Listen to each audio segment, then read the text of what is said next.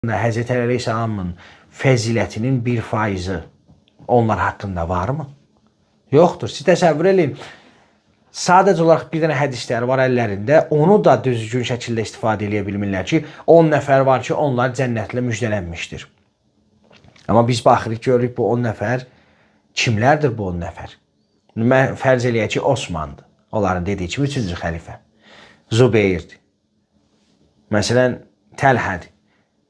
Biz baxırıq, görürük ki, onların bu 10 nəfər ki, bir-birlərlə müjdələnmişlər, 10 nəfər cənnətlə müjdələnmişlər. Onların hər biri bir-birlərinə qarşı nədir? Döyüşmüşlər, müharibə eləmişlər, bir-birlərini öldürmək istəmişlər. İndi sual, bunlar ki, bir-birlərini öldürürlər, Allah Quranda buyurur, bir mömin digər mömini haqsız şəkildə öldürsə, aqibəti nə olar? Bunların aqibəti nədir? Əgər bunlar cənnətlə müjdələnmişlər, bunlar yalan.